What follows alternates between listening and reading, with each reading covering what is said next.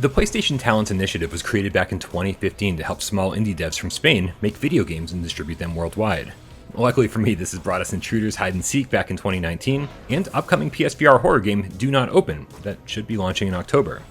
But of course, PlayStation Talents is more than just horror, and this week we finally saw the long-awaited launch of Intalto Studios' futuristic racer, NeonHAT.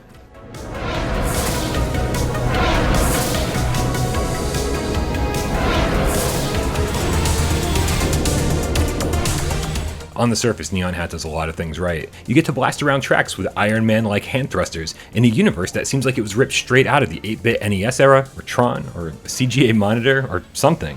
The wireframe graphics are oddly appealing and have some pretty great variety from track to track. The colors really pop, and the visuals here are half the reason to play NeonHAT. And the other half is the speed.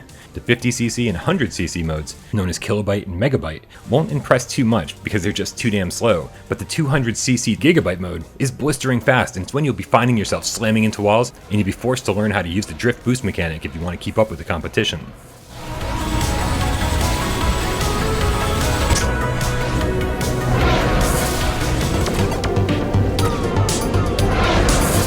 Speaking of competition, there's no multiplayer support in NeonHAT of any kind. It's always just you racing against 3 AI.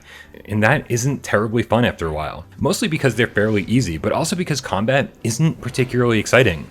Shooting at them and landing hits yields no sound effect and barely any vibration from the move controllers, so combat just feels kind of tacked on and lacks any kind of intensity. And actually, during racing, there's no feedback from the controllers at all. These things are supposed to be like handheld jetpacks, and holding the trigger to accelerate doesn't offer any kind of rumble or sound effect. So for a VR game, there's a level of immersion here that's simply missing.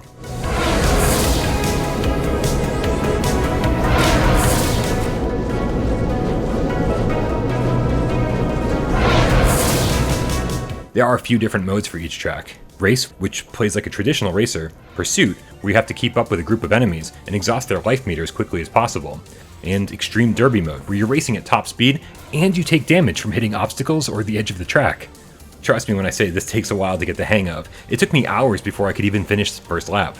But the real appeal here are actually the boss fights, which again will harken back to your NES days. They're not difficult, but they make so much more sense in a single-player game than racing around tracks does. I just wish there was 10 more of them, especially for the inflated price that they're charging.